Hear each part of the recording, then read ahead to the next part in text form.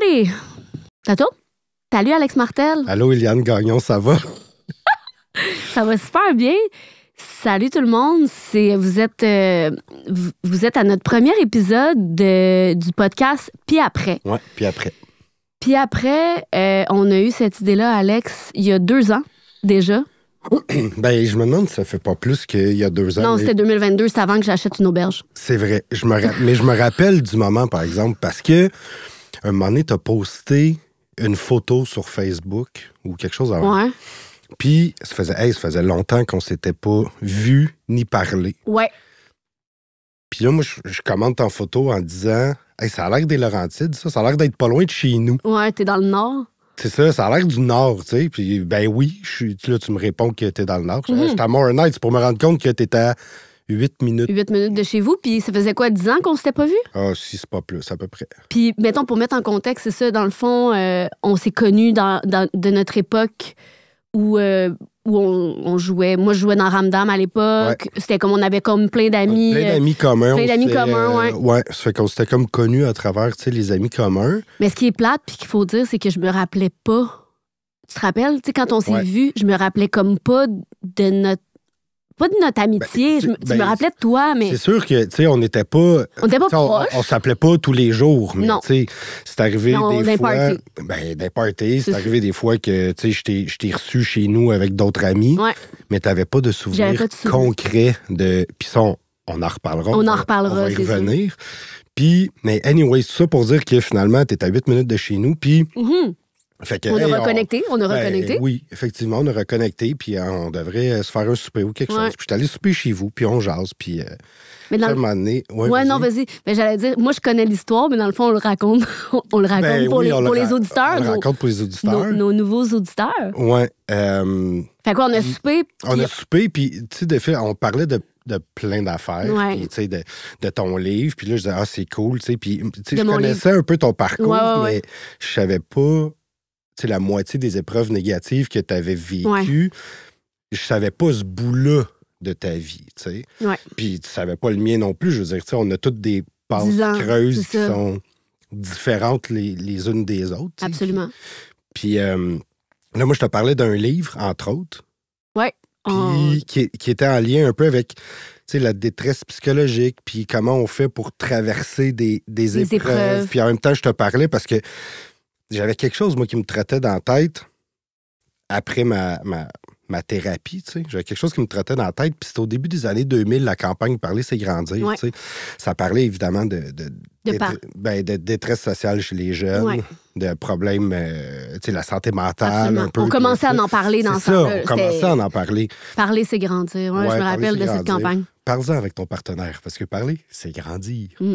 Mais C'était Maude, justement, qui était. il y avait Maude, Maude qui Gionnet. était là-dedans. Il y avait, tu sais, dans le temps, les porte-paroles, il y avait Benoît Langlais, Karine Vanasse. Benoît Langlais, Karine Vanasse. Ouais. Puis, il y avait bien du monde, en fait, d'impliqué là-dedans. Ouais. Anyway, on jasait de tout ça, C'est tu sais. ça. Puis, Puis surtout, je me rappelle d'avoir la discussion par rapport aux hommes, à quel point les hommes sont souvent oubliés. La santé mentale Absolument. des hommes est oubliée. On pense que, tu sais, il y a comme l'espèce d'image du mâle qui affronte toutes les épreuves puis que tout va bien. Mais qui garde en dedans, puis puis qui- qui pleure pas, puis que, tu sais, absolument. Puis, tu sais, tu fais comme, OK, non, il y a des hommes qui sont en détresse, là. ben vraiment. Vraiment beaucoup. Vraiment. Puis, tu sais, on parle de détresse émotionnelle, psychologique. Psychologique. C'est deux choses très différentes. Absolument. Tu peux être en détresse physique, tu peux... Financière. Ben, Puis qui financière. t'amène à de la détresse psychologique. Ben oui, puis à la consommation. puis Exactement. Tout ce qui découle finalement de la détresse. Ouais. Pour finalement apprendre, Alex, que tu as fait une thérapie, Oui. puis une thérapie qui était parce que tu avais eu des idées noires, en fait. Ben, c'était volontaire. Je veux dire, à ce moment-là, ce qui a déclenché la grosse épreuve, c'était la séparation de la mère de ta fille. de la mère de ma fille. La peur de, tu sais, ta famille s'écroule, puis ainsi Absolument. de suite. Puis je me souviens, cette journée-là, tu sais, j'étais dans la cour de la maison à l'époque, au téléphone avec le 811, tu sais, pour savoir c'est quoi les ressources, qu'est-ce que je peux faire, tu sais, où je me dirige, j'ai besoin d'aide psychologique. Mais en fait, ça a été le déclencheur. Puis, suite à ça, je suis rentré dans un centre de crise, en fait. OK. C'est quoi le nom? Ben, oui, je me rappelle très bien. On peut-tu le nommer? Ben oui, je peux le nommer. Mais on veut que les gens puissent ben avoir oui, des absolument. ressources. C'est le centre à Saint-Jérôme, ça s'appelle Pour une pause. Ah, c'est drôle, je viens d'appeler à ce centre-là pour un jeune homme C'est vrai? qui en aurait eu besoin, puis finalement, il n'est pas allé, là, mais... Ouais, pour une pause, c'est un centre de répit pour... Ben, répit, oui, tu sais, en fait, c'est un centre de crise. Tu es pris en charge, puis c'était encore pandémie à ce temps-là. OK, fait que c'est pas si longtemps que ça t'est arrivé. 2021, en fait. Ça fait que... Ah ouais, OK, je savais pas que ça faisait si peu longtemps. Ouais, 2021. Puis tu sais, tu rentres là, en fait, je sais pas avec quel genre de gens je vais me retrouver. Tu sais, on a tous des bagages différents de toute façon. On est en pandémie, fait que moi, je rentre là, dans une petite chambre, puis pendant 5 jours, je suis confiné dans ma chambre. J'ai le droit de sortir, mais pour aller aux toilettes prendre ma douche, maintenant. Okay. Je peux pas manger encore avec les autres parce que j'ai comme une incubation. Dans le fond, ils séparent les groupes. C'est ça. Mais tout le monde a accès à la terrasse, à se promener partout dans le centre, mais moi, je suis confiné pendant 5 jours dans ma chambre. Okay. J'ai pas de rideau parce qu'ils veulent pas que tu pendes avec tes rideaux. Mon fil de cellulaire, la nuit, je peux pas l'avoir dans ma chambre pour pas que je me blesse. Il y a des intervenants sur place? Oui, il y a des intervenants sur place qui sont extraordinaires. Ah ouais, hein? Vraiment. Vraiment. Fait que tu sais, t'as du suivi 24 heures sur 24, en fait. Tu t'as, mettons, une séance par jour officielle, disons, de thérapie, seul à seul avec ton intervenant. Okay. Mais après ça, pendant toute la journée, tu sais, il y a soit des activités, il y a soit... des ateliers. Oui, c'est ça, des ateliers, mais tu as accès à des intervenants ou à des personnes ressources toute la journée, tu sais. Sauf que c'est fou parce que je rentrais à ce centre-là un vendredi. Ouais. En revenant de travailler, je savais que je rentrais là le soir. J'allais chercher ma fille à l'école pour aller la reconduire chez maman et lui expliquer, qu'est-ce qui se passe, pourquoi elle ne verrait pas son père pendant 15 jours. Mais je m'étais dit, avant d'aller la chercher à l'école, j'imagine que là-bas, ils vont me donner plein de lectures à faire, mais je vais aller essayer de me trouver une lecture à moi. Surtout que je suis confiné pendant 5 jours dans ma chambre, je vais me trouver une lecture. Fait que je rentre dans une librairie. Puis, tu sais, quand tu rentres dans des librairies, tu as des présentoirs à l'entrée avec des tables et des espèces de livres en vedette. Puis, je fais 10 pieds dans la librairie, puis je vois un livre, ça dit « Que vous est-il arrivé? » On s'entend que je me suis pas posé de questions, puis tu sais, je regarde un peu en arrière le résumé, puis là, je vois que c'est coécrit par Oprah Winfrey puis Dr. Bruce Perry.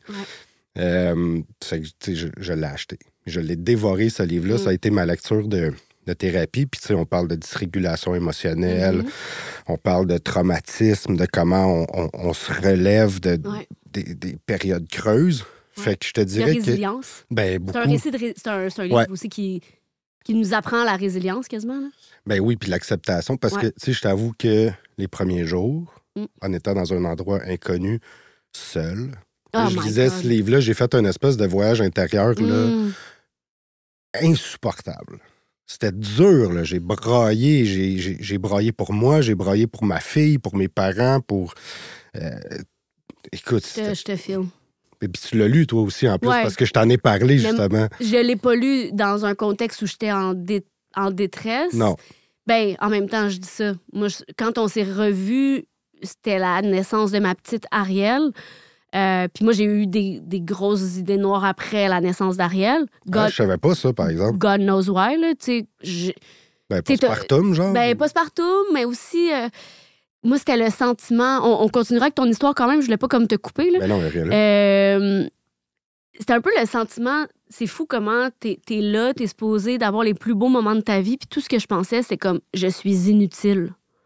Je suis pas en train de comme développer ma business, développer ma carrière, développer mes projets. Excuse-moi, je veux pas te couper, mais pourtant, tu sais, à la naissance, les premières années d'un enfant, en tout cas, être un père, c'est ingrat. Ben, c'est maman. Fait que t'es pas inutile, je veux dire. Je sais bien, mais les pensées que j'avais, c'était ça. C'était comme, je suis pas en train de faire qu'est-ce qui va faire en sorte que je vais bâtir mon statut, genre... Tu comprends ce que je veux dire? Ouais, je comprends. Mais c'est vraiment... C'est horrible, là, quand tu y penses. C'est comme, hey, t'as une petite pinotte en santé qui ne demande qu'à être comme avec toi, puis toi, tu penses juste à qu'est-ce que t'es pas en train de faire, tu sais. Oui, puis attends, parenthèse, excuse-moi. Non, excuse-toi pas. Avant, mettons, que tu établisses ta famille que tu as actuellement, tu revenais de loin. Je revenais de pas pire loin, de Hollywood. Ben, regarde, on va... Non, mais on va ouvrir la porte quand on disait tantôt que tu te rappelais plus, disons, les moments qu'on a eus ensemble dans le passé. C'est parce que t'étais pas là. Non, j'étais là, mais t'étais pas là. C'était de la consommation abusive. J'en ai beaucoup parlé. J'ai écrit un livre. J'ai fondé une business qui s'appelle Sober Lab. J'ai été super vocale à propos de mon rétablissement d'un trouble de dépendance. Puis, j'ai juste réalisé que le trouble de dépendance, il y a le dos large. Pas dans le sens où j'ai pas un trouble de dépendance, mais plus qu'il y a tellement d'autres couches. Mais dont on ne parle pas. La dépendance, c'est pas toujours relié juste à une substance. Non, mettons, en fait, c'est ça. C'est que c'est des comportements. C'est des pensées de MARDE que j'avais à propos de moi-même qui m'ont amené à consommer puis à m'autodétruire, finalement, tu sais. En pensant aussi que si je faisais des choses, tu sais, je t'ai parlé de statut. Tu sais, le statut social que tu veux donc avoir l'air de quelque chose dans la société. Bien, ça, si tu n'acceptes pas où est-ce que tu es dans ta vie, ben c'est clair que la consommation d'alcool puis de substances entre en ligne de compte parce que tu n'acceptes pas ta situation. Oui, c'est ça. Puis moi, j'acceptais pas que ma carrière soit so-so, que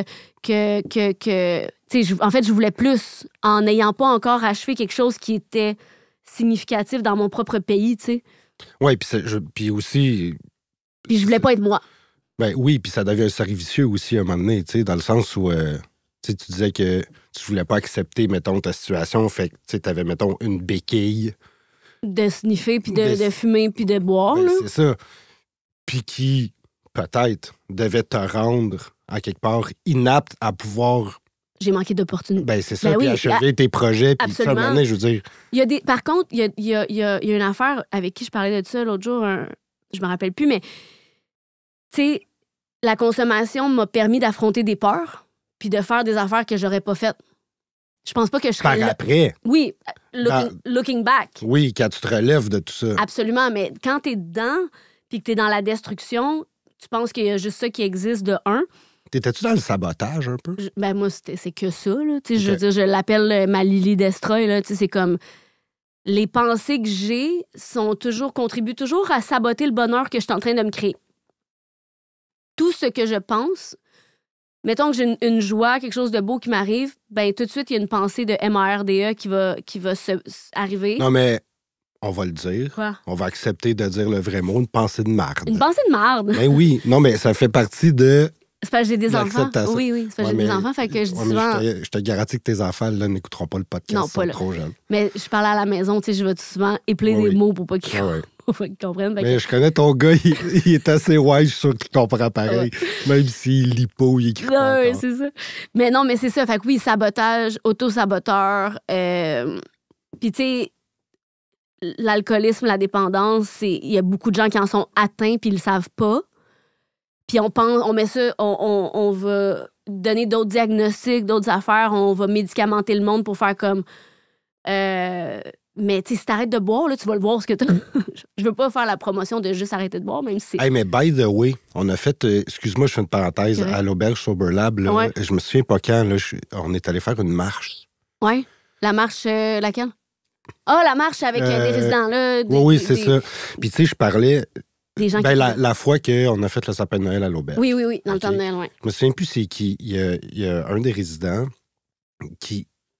Il n'en revenait pas comment ça faisait un bout de temps là, qui était sobre, tu sais. Ouais. Mais en lien un peu avec ce que tu dis, c'est qu'en étant sobre, là, il a pu faire comme une rétrospective, puis vraiment se rendre compte de tout ce qui a manqué, tout ce qui a gâché. Tu sais, je veux dire, il faisait le sapin de Noël, là. On s'entend, le sapin de Noël, il y avait... 3 pieds. Ben, à peine, là, tu sais. Puis il était tout petit. Puis ça faisait à peu près plus que 10 ans qu'il n'avait pas fait un sapin de Noël. Te souviens-tu comment il capotait? Ouais. Il y avait des étoiles dans les yeux. C'était le plus beau sapin du monde pour lui. Ça y a pris 2 heures faire le petit sapin de Noël. Puis pour lui, on braillait tout un peu. Moi, j'étais ému de ça. C'est émouvant, c'est vrai. C'est pour ça que je fais un lien avec ce que tu dis, que, tu sais, par après... Oui, encore, c'est ça. Par après, looking back, tu fais comme, aïe, j'étais vraiment déconnectée. Ouais. en quête perpétuelle de quelque chose qui va me faire filer bien, puis que finalement, tu files jamais bien parce que tu n'acceptes jamais la situation dans laquelle tu te trouves. Tu comprends ce que je veux dire? Tu sais, oui, puis je fais une parenthèse là-dessus. Tu vas faire beaucoup de parenthèses. Ben, tu sais, la violence, là. La violence quoi, psychologique? Non. La violence en général. On peut dire de quelqu'un c'est une femme violente ou c'est un homme violent. Un comportement violent. Moi, j'aime... comportement... c'est ça, j'allais là. T'allais là, excuse, vas-y. Parce que c'est pas parce qu'on a des réactions impulsives violentes, mettons, qu'on est une personne violente. Absolument. T'sais, moi, je me souviens au secondaire, je me suis jamais battu de ma vie, là, puis il y en avait juste parce qu'ils m'aimaient pas à face. Là, on se rejoint en arrière de l'école à midi. Nous autres, c'était en arrière de l'aréna, nous autres. Bon, ben c'est ça. Puis j'ai toujours réglé ça avec la parole. Je voulais pas me battre, pour vrai. Puis j'avais peur, Chris, ça fait mal, pour vrai, là. Dans la vie, pour vrai, un coup de poing dans la face, ça fait mal. Ben ouais, je n'ai jamais... me semble que je n'ai jamais reçu. Tu t'en rappelles? Oui, c'est ça. Tu t'en rappelles pas.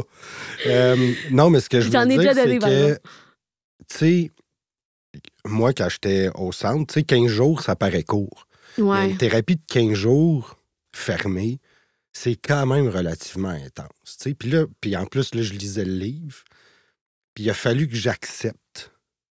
Puis ça a été dur d'accepter que dans la vie, j'avais des comportements, ou j'ai eu plutôt des comportements violents ou agressifs, ouais. Impulsifs. Des comportements de marde, dans le fond. Oui, des gros comportements de marde. Puis, j'en ai eu aussi, Alex. Il n'y a pas tant d'excuses par rapport à ça. Il n'y a pas d'excuses, mais il y a des triggers qui te font réagir comme ça. Puis souvent, on parlait de dysrégulation émotionnelle tantôt. Oui, c'est ça. Quand tu n'arrives pas à gérer tes émotions ou à les véhiculer, des émotions, à les reconnaître, à mettre des mots dessus, souvent, ça nous fait agir impulsivement. Et tout croche, ouais. Mais moi, j'ai une pensée par rapport, justement, tu sais, les émotions, elles arrivent de quelque part, puis ça part de nos pensées. Fait que tout l'aspect de régulation émotionnelle que j'apprends encore aujourd'hui à ce jour, après 8 ans d'abstinence, de cheminement, tu sais, comme... Il y a bien des fois que l'impulsivité, elle repop, là, tu sais, j'ai ce trouble-là on peut s'en rétablir. Mais ce que je veux dire, c'est toujours par rapport aux pensées que j'ai. Ouais. Tout le temps. Tu sais, si je me parle en me disant, hey, c'est vraiment... T'es vraiment une conne, man, d'avoir agi. Tu sais, que je me dis ça. Ben, d'un, je suis pas conne. J'ai eu un comportement con. Pour revenir un peu à ce que tu... J'ai eu un comportement con. Puis, il y a moyen que je trouve une façon de pas me taper sa tête, parce que c'est le tapage sur la tête aussi qui nous amène à nous, à nous autoflageller puis à avoir des émotions qui sont difficiles après à se sortir d'eux. Mais donc, comment tu fais, mettons, toi, là, encore aujourd'hui, ou comment tu fais pour savoir ou de prévenir un comportement de con, mettons? Ben, moi, il faut que je sorte. Ouais, il faut que je m'en aille. Mettons, dans une situation où je suis dans le sens que tu fuis? Ben, non, mais pas dans... Oui, j'ai fui longtemps. J'ai encore le réflexe de faire « je vais me pogner un billet d'avion », mais ça marche pas de même. Là.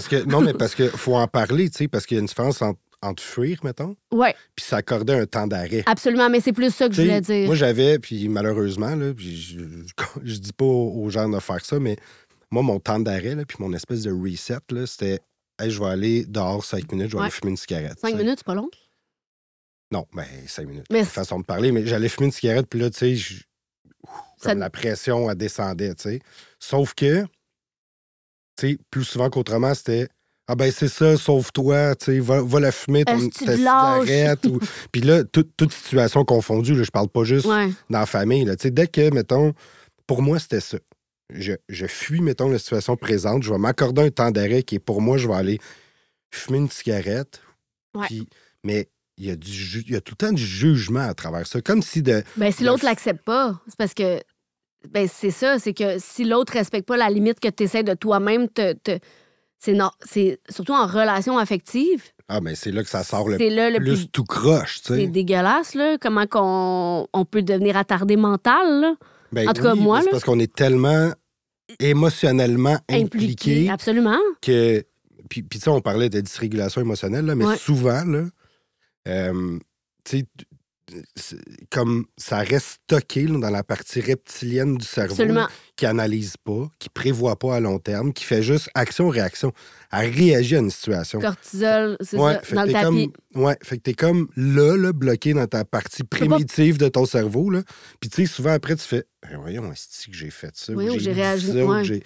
T'en reviens même pas toi-même. Exactement. Il faut être capable de s'accueillir là-dedans parce que sinon... Mais si ça, c'est pas véhiculé, parce que, tu sais, je me rends compte, là, aujourd'hui, que avoir autant en relation amicale, professionnelle, relation, évidemment, familiale, puis de couple, puis ainsi de suite, si j'avais pu établir, mettons, tu sais, si je te dis, Éliane, OK, là, présentement, la situation, ça fonctionne pas. Moi, j'ai besoin pour telle raison. Je m'en vais dehors 15 minutes, je vais aller m'extérioriser, puis on refera un retour positif après. De le véhiculer comme ça, l'information, elle passe bien. T'sais. Ouais, mais c'est encore drôle, il y a des gens qui vont pas comprendre quand même. Je suis d'accord avec toi. Fait que ça, c'est leur comportement rendu là. C'est ça. Sauf que, mais au moins, tu as essayé de véhiculer quelque chose. Si tu n'essayes pas puis tu n'as pas les ressources, les moyens de véhiculer quelque chose, l'autre personne ne peut pas même faire une tentative de compréhension. Tu comprends? Absolument. Je suis 100% d'accord. Mais ça, la communication, il y a l'approche de la communication non violente qui existe que j'ai pas encore réussi à appliquer parfaitement.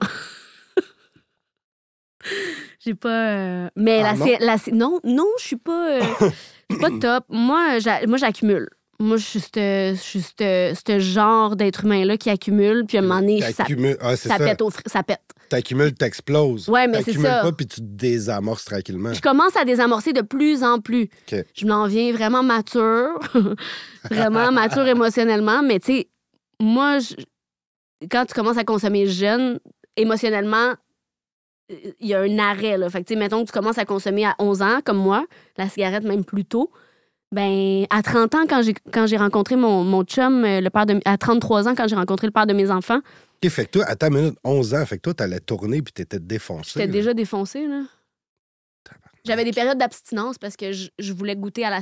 Je savais qu'il y avait quelque chose de mieux, mais je savais pas comment faire pour rester arrêtée et être heureuse à jeun. C'était surtout ça. Je retournais tout le temps boire parce que je souffrais tellement à jeun que j'étais comme fuck it, je vais y retourner, tu sais. Ouais. On en reparlera, là, mais...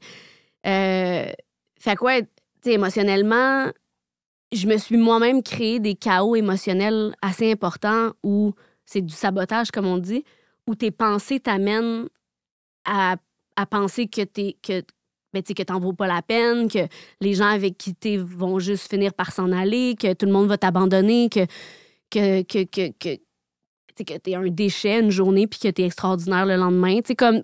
Pas d'équilibre pas d'humilité, en fait. OK. Et ça, c'est important. Tu sais, pas d'humilité. L'humilité, c'est d'être capable de savoir ta valeur. T'es pas plus haut que personne, t'es pas plus bas que personne. T'es juste toi, man. T'es juste comme avec tes failles, avec tes qualités, avec tes forces, avec tes talents. Tu dirais que l'autodérision rentre dans l'humilité? Ben, être capable d'avoir de l'autodérision, moi, je pense que c'est vraiment une forme, oui, d'humilité, parce que, de un, t'es capable de rire de toi, mais faut pas que ce soit négatif, là, tu sais, je veux dire. Moi, j'ai de l'autodérision, je suis capable de rire de mes travers, puis... Et mettons, là, parce que là, tu parles d'humilité, mettons que t'as un gros conflit avec ton chum, là. Ouais. On parle pas de lui, là. C'est une joke. On t'aime, Fred. Est-ce que t'es capable... Ouais, mais ça qu'on l'aime, Fred. Est-ce que t'es capable de dire... OK, là... Ça, je le prends sur moi. Je suis vraiment désolé. Je m'excuse. OK. Ça me prend du temps, par exemple. Souvent, ça me prend de moins en moins de temps. Mais t'es capable de le faire. Mais je suis capable de le faire. Mais... Fait que t'en as en quelque part de l'humilité, là. Oui, mais des fois, avant, je pouvais rester un 3 jours où j'étais comme « Ah, c'est lui qui a tort, c'est lui qui a mal agi, c'est lui ou c'est elle ou c'est de sa faute. » Peut-être pas de même. Ça, c'est pas de l'orgueil? C'est de l'orgueil, oui. Solide. Mais de l'orgueil, c'est aussi le contraire de l'humilité. Ouais, c'est ça. Si t'es orgueilleux, t'as zéro humilité, là. Est-ce que tu dirais que... Tu sais, là on vient de surfer sur une couple d'affaires. Oui, là. quand même. C'est très bon pour la détresse psychologique, tout ça, là. L'orgueil. Ben, tout ça, je veux dire. Absolument. Tu sais, là, on a le cocktail parfait, là, pour partir que ça me dérape, là. Solide. Puis, tu sais, au cours de cette saison-là, on va explorer toutes sortes de sujets, tu sais. Oui, l'anxiété, le burn-out, la dépression, mais ça peut être des affaires aussi comme, je pense à... Puis après, ben je veux comme pas le dire parce que ça vole le punch, là. Non, dis-le pas. Je le dirai pas, OK. Mais puis après, beaucoup de choses, c'est qu'on a tellement de puis après, puis on va toujours avoir des puis après parce qu'on aura toujours des épreuves, on aura toujours à faire face à l'adversité. Ça veut pas dire que c'est des tu sais, une petite épreuve peut provoquer un traumatisme puis Absolument. Puis une montagne qu'on peut pas franchir, tu sais. Tu peux la créer dans ta tête, puis que même que tu peux... Moi, le nombre de fois que je me suis créé des épreuves moi-même. Absolument. Comme... Ça, c'est intéressant aussi parce que on est une société d'anxiété généralisée, là. Ben oui, tu sais, on se rend compte qu'il y a bien du monde, finalement, qui sont malades, mais non, mais dans le sens que... Oui, qui sont affectés. J'ai des gens proches de moi qui sont impliqués dans le milieu de la santé, tu sais. Oui. Je veux dire, ça ressort, là. Puis, tu sais, être malade veut pas dire qu'on a un diagnostic de maladie mentale, mais on a vraiment une... Je pense qu'on dit plus trouble de santé mentale, c'est moins stigmatisant. Oui, absolument. Maladie mentale, ça fait genre... Je suis malade mentale. Bon, je suis crissement malade mentale, mais tu sais, je le dis juste entre toi puis moi. Je vais pas aller dire ça, genre... Au micro, genre? Au micro, genre. Mais je suis un peu malade mentale, mais avec amour, là, tu sais. Ben mais oui, bref, mais trouble de santé mentale, puis toutes les comorbidités, là, tu sais, je veux dire, t'as de l'anxiété, t'as un TDAH, là, après ça, t'es doué, t'es... I don't know, là, t'as tellement d'affaires. Mais on est juste des humains qui essayent de... Ben, on est des humains, puis... De vivre. Ben oui. De survivre pour certains. Pour beaucoup, je pense. Ben, moi, j'ai survécu longtemps. On est tous stressés, je veux dire. Un médecin, il finit sa journée, il est stressé. Un avocat, un éboueur finit sa journée, il est de même. C'est pour ça que ça prend des trucs. Tout le monde, ben c'est ça. Tout le monde est épuisé. Tout le monde, je suis sûr que notre preneur de son, des fois, en ce moment, il finit sa journée, puis il est plus capable pour X raison. Puis ça peut être en lien avec la job, ça peut être en lien avec... Les relations. Les relations, ça peut être n'importe quoi qui nous affecte, mais... Puis c'est un peu ça, je reviens à la campagne Parler, c'est grandir, où à cette époque-là, on mettait l'accent sur des ressources, tu sais. Absolument. Aujourd'hui, il y en a encore beaucoup. Puis c'est vrai ce que tu as dit au début que, tu sais, les hommes ont toujours été un peu plus voilés là-dedans. Absolument. Moi, je le vois, là, j'en côtoie beaucoup d'hommes en détresse, là, puis... J'ai quelqu'un qui travaille au 8-1 à Info Santé, que je connais très bien. Puis je suis sûr, là, je vais demander des stats, mettons, là, mais je suis sûr que de plus en plus... les hommes appellent. Puis de plus en plus, les hommes se mettent à nu. Oui, parce que de plus en plus, les hommes en parlent. Bien, puis il faut. Honnêtement, moi, si j'en avais pas parlé, si j'avais pas fait ce move-là, je sais pas comment je serais aujourd'hui, ou comment j'aurais vécu ou surmonté cette espèce de... Tu serais mort? Je pense pas. Non. Tu aurais trouvé la force. Puis j'aurais trouvé la force. Mais tu sais, moi, mes parents se sont séparés très jeunes, comme sûrement du monde. De notre génération. Ben oui, absolument. Moi, j'ai même pas eu de peur. C'est ça. J'ai toujours eu une espèce d'idéalisation de ma famille, tu sais. Ouais. Ce que je voulais vivre, ce que je voulais offrir. Je pense qu'on en a toute une à un moment donné. Puis pour moi, quand ça s'est détruit, là, ben non, je voyais pas le bout. Je pouvais pas croire que j'allais imposer à mon enfant ce que moi, j'ai vécu. Puis toute ma vie, je me suis rendu compte que... Ben en fait, c'est pas vrai. Toute ma vie, je me suis dit que la séparation de mes parents, ça m'avait pas tant affecté. Ou en tout cas, j'en trouvais pas les... Je pouvais pas dire ça m'a affecté de la séparation. Ça n'a pas un sens, oui. Mais en thérapie, je m'excuse. Un soir, je suis dans mon lit puis je lis le livre, tu sais. Puis je me suis rendu compte, à 36-37 ans, que finalement... À quel âge? Là, je vais avoir 40 dans 2 jours. Okay. Ah! Ouais. Wow, quel beau cadeau de 40 ans. Oui, quel beau cadeau de 40 ans. Donc, le 12 avril, je vais avoir 40 ans. Wow. Mais donc, à 36-37, j'ai appris que la séparation de mes parents m'avait affecté. À un point tel où j'en avais des cicatrices aujourd'hui. Ben oui. Mais toute ma vie, j'ai nié ça, puis j'ai fait, ben non, tu sais, ça va super bien. Puis c'est vrai en quelque part que ça allait bien. Mais je me disais, je veux pas imposer ça à ma fille. Je veux pas lui faire vivre ça. Puis aujourd'hui, on s'entend hyper bien. Sa mère et moi, on a, je pense, vraiment une belle relation.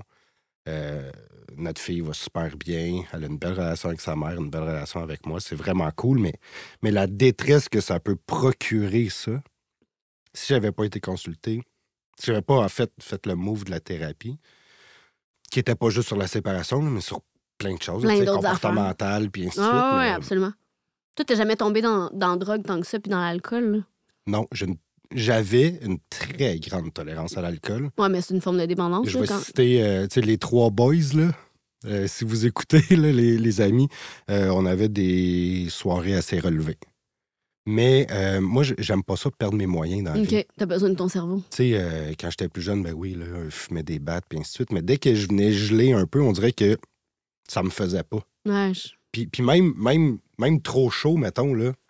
C'est pas cool, trop chaud, là. Je perds mes moyens, puis j'aime pas ça, pas être maître de mon corps, tu sais. Absolument. Mais ça puis, mettons, je me dis, là, bon, c'est peut-être un peu poussé mon affaire, là.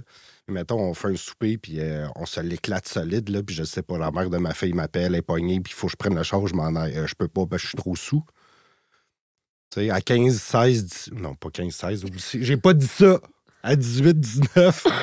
20, 21, puis là, les parties que tu perds la carte, OK, mais là, aujourd'hui, avec la responsabilité familiale, la job, tu sais, je me vois pas faire mon ado puis me péter à la face à toutes les fins de semaine puis perdre mes moyens. Là, non, je te verrais pas non plus, mais c'est la réalité de beaucoup de gens. Mais, ceci étant dit, si j'étais pas sorti la tête haute de ma thérapie, probablement que les soirées chez nous, je me serais sifflé 2-3 bouteilles de vin, tu sais. Ouais. Ouais, parce que ça engourdit, hein? Ça engourdit. Mais puis c'est parce qu'il y a le pied après la thérapie. Tu sais, quand tu sors de là puis t'es plus épaulé 24 heures sur 24. Ouais, t'as plus ton filet de sécurité, t'es lâché lousse. Mais j'avais un sac à dos plein d'outils. Puis moins de roches. J'avais moins de roches. Tu sais, j'avais un peu plus de nuages dans mon sac à dos. Des nuages dans un sac à dos? Mais il a fallu... Quoi? Comment tu mets des nuages dans un sac à dos? Je suis pas rendu là. Mais il était plus léger. Ouais, je comprends. Je comprends ta métaphore, mais j'aurais choisi un autre terme. Bon, mon sac à dos était plus léger. OK, on va y aller comme ça. Je suis lourde. Mais tu sais, j'étais chez nous, sur le divan, puis, tu sais, je veux dire, faut que tu continues ton chemin dans le positif, là, même si t'es sorti de ta thérapie ou quoi que ce soit, tu sais. C'est clair. J'allais puiser dans plein d'affaires, mais j'ai eu quand même, puis c'est encore un combat aujourd'hui. Ben, un combat. Qu'est-ce qui est un combat? Ben non, mais dans le sens que... Un défi, mettons? Ben oui, c'est un défi quotidien. Tu sais, de prendre... Comment j'ai appris à travailler sur moi cette journée-là. Ouais. Ce 15 jours-là. Mais c'est l'histoire d'une vie. Je continue le travail aujourd'hui. Tu sais, il y en a toujours des situations où ça va me faire pogner les nerfs. Ben je vais peut-être avoir des réactions impulsives ou des comportements impulsifs. Je veux pas que ça arrive. Ouais. Parce que je me suis rendu compte que j'étais tellement bien de pas faire ça. Des fois, ça fait fâcher le monde parce que tu es comme plus relax dans un moment où tu devrais pogner les nerfs puis les gens s'attendent à ce que tu pognes les nerfs, mais non, tu es plus relax. T'sais. Ouais, c'est bon. Ben, là, c'est les autres qui pognent les nerfs. C'est du progrès, ça. On appelle ça du progrès. Oui, mais c'est dur. Ben, c'est sûr que c'est dur. Mais c'est plus sain pour moi mentalement. Puis, je te donne un exemple niaiseux. Là. Moi, des fois, je brassais ma sauce à spaghetti, je pognais les nerfs après, je sais pas quoi, n'importe quoi. La sauce? Ça pouvait être la sauce. Parce que là, j'ai mis le rond trop fort, puis là, la sauce a débordé sur le poêle. Tabarnak avec ma cuillère à spaghetti. Ouais, c'est ça, mais... Et là, ma cuillère que je claque sur le comptoir, j'en fais splasher partout, je suis encore plus en tabarnak. Ça, c'est toutes des réactions impulsives, qui sont pas saines pour la tête. C'est niaiseux, c'est un petit exemple niaiseux. Non, non, mais c'est pas niaiseux, parce que dans le fond... Je combats ça encore aujourd'hui. En fait, c'est que c'est tellement d'énergie brûlée pour rien. Négativement. Absolument. C'est comme, hey, t'as-tu d'autres choses à faire que t'enrager après une fucking cuillère? Claquer une porte, je sais pas, n'importe quoi. Mais... C'est tous des petits exemples, mais qui devraient pas arriver, mais qui sont peut-être mal placés, tu sais. Pourquoi? Ben, quand ça arrive, il faut idéalement que ça réarrive moins après ou plus. Ben, il faut que tu comprennes pourquoi c'est arrivé. Exactement. Puis, qu'est-ce que tu peux faire? Moi, j'ai vraiment struggle avec la rage, la colère. Ouais, c'est différent. Ouais, mais j'étais un peu enragée. Okay. Mais j'étais surtout en colère, mais je l'ai découvert. L'impulsivité dont tu parles, là, avant d'avoir le diagnostic de TDAH, parce que moi, j'ai un pied après le diagnostic, j'ai été médicamentée 3 mois, puis après ça, j'ai fait fuck off, c'est pas pour moi, parce que... Pourquoi? Ça me trigger, ça me déclenchait trop au niveau de la consommation de drogue, puis des stimulants, là. Tu avais besoin de plus? Ben, je me sentais gelée, là.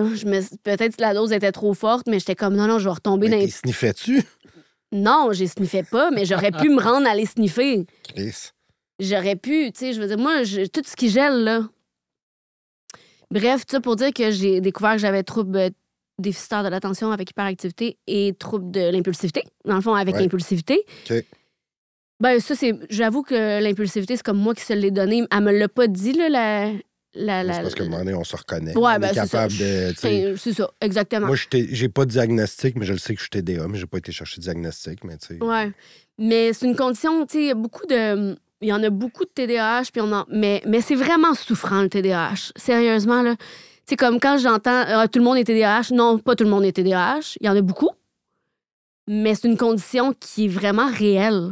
Comme, moi, tout ce qui est organisation, tout ce qui est routine, tout T'avais passé un test en neuropsy puis tout, là. Ouais. Mais ce que je veux dire, c'est que le fameux tout le monde est ça, moi, j'embarque pas là-dedans parce que c'est pas vrai, de un. Puis de deux, c'est fucking souffrant, le TDAH, pour vrai, mais on en reparlera. Je m'en allais où avec ça? Je voulais dire que... après le diagnostic, c'est qu'avant ça, j'avais des moments de colère et presque de rage dans mes comportements. Ils étaient tellement toxiques, là. Pour toi-même? Ben, pour moi, pour les autres. Ben oui, pas juste pour moi, là. Ben, mettons, pour mon chum, là, puis pour moi, là. Tu te rendais-tu compte que c'était toxique? Parce que moi, là... Ben, au début, je pensais que c'était la faute de mon chum. Avant, moi, l'acceptation, là, je me rendais compte que c'était... Je comprenais que c'était toxique pour les autres, mais pas pour moi. Là, je me rends compte en crise que c'était toxique pour moi, là. D'abord pour toi. D'abord, oui, tu sais. Ça a un impact sur nous. Ben moi, c'était... Évidemment que ça a un impact. T'es tout le temps, cortisol dans le tapis, man. T'es buzzé au cortisol, à longueur de journée. Tu sais, c'est comme... Peux-tu avoir un break à un moment donné? Moi, j'étais addict à ça.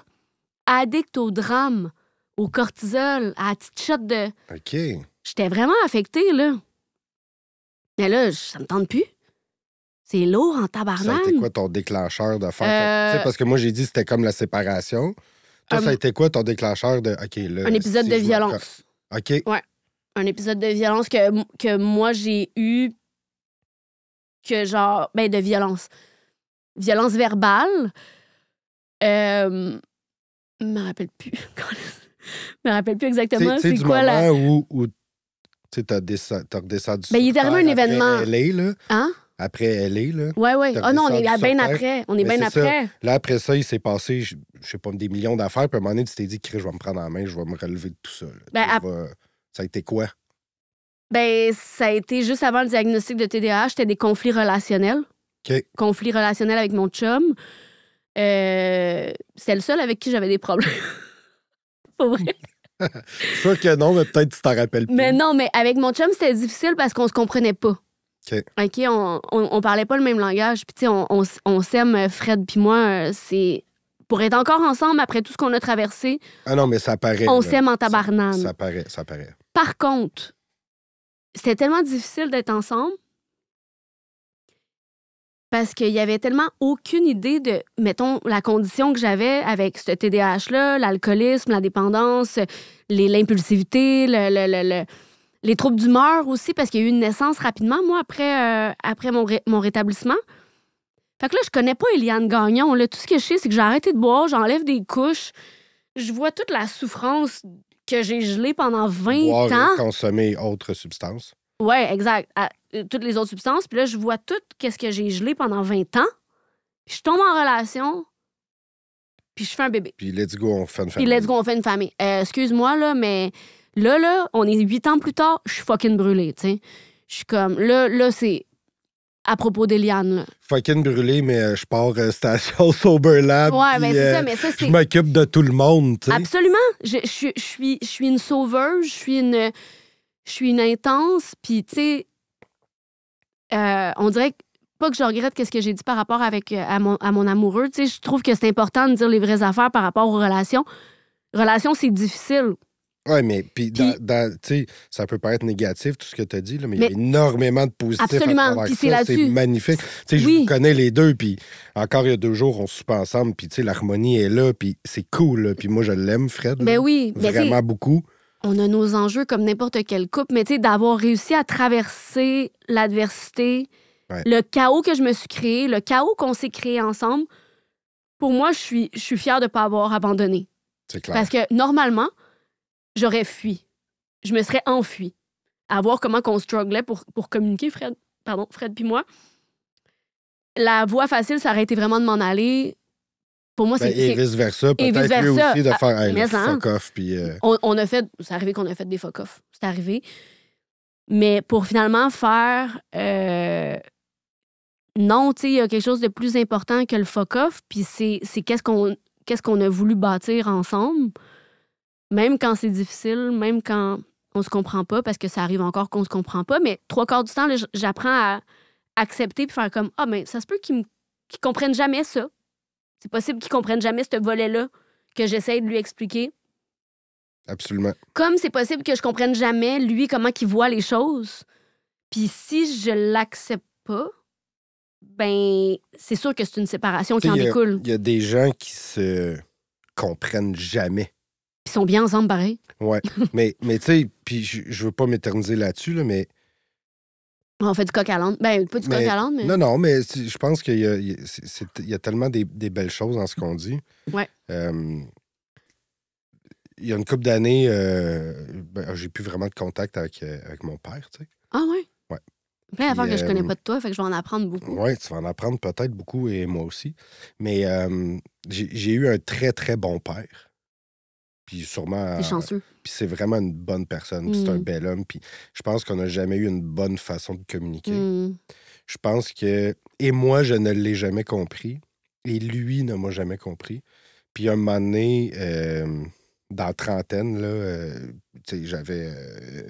Catherine et moi, on avait la maison, on avait notre fille, puis ainsi de suite. Puis un moment donné, ça a fait... J'ai pété au téléphone, j'ai fait « OK, fuck off ». T'as pété, moi, j'ai fait un fuck off.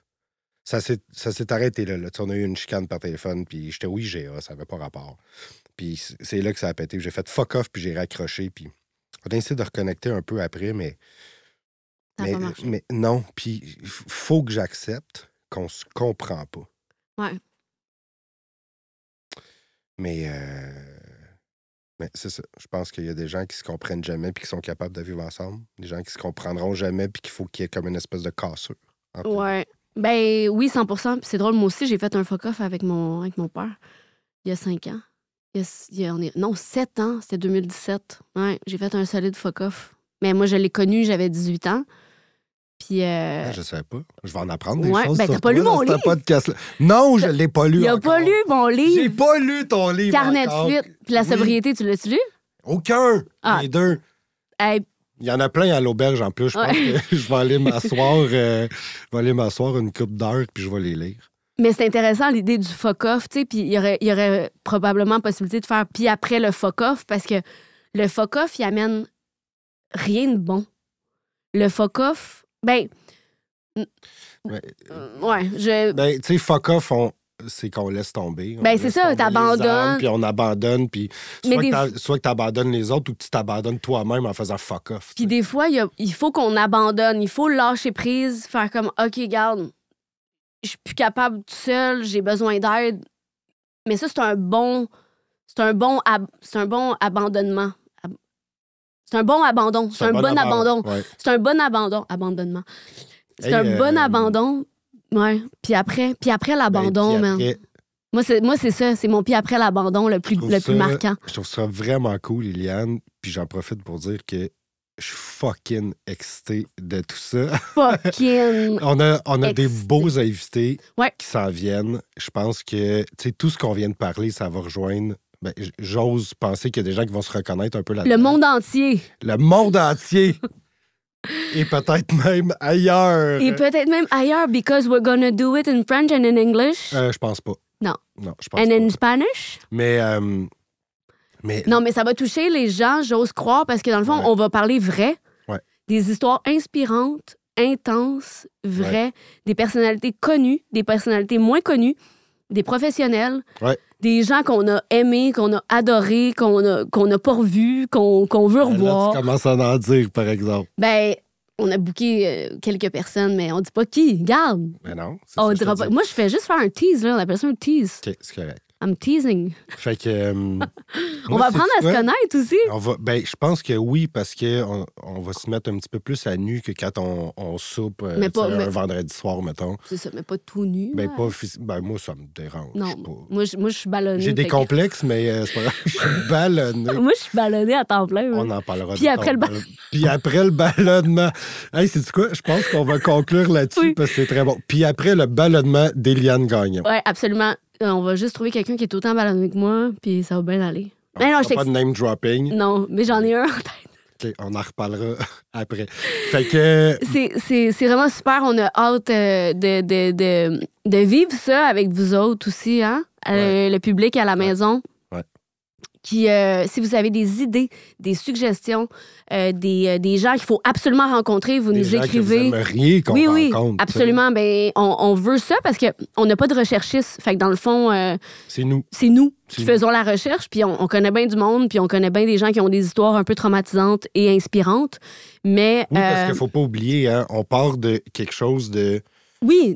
De traumatique ou de noir. On parle d'événements marquants. Ouais. On va aller chercher le positif dans tout ça. Exactement. On va aller chercher le beau à travers tout ça. On se concentre surtout sur le puis-après, mais on a un bon 15 minutes où on va parler de l'adversité en tant que telle. Parce que regarde, aujourd'hui, toi, t'es belle, Éliane, là.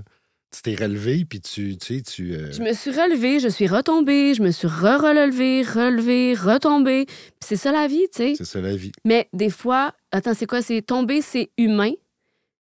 Se relever, c'est divin. Puis rester à terre, c'est sans dessin. Ben ça, je suis d'accord. Fait que c'est un peu ça, un podcast sur la résilience et sur le relèvement de l'adversité. La beauté. Ouais. La beauté. L'amour. L'amour. Merci, Éliane. Merci, Alex Martel. Éliane Gagnon, Alex Martel. À bientôt. À bientôt. À bientôt. Bye. C'est là.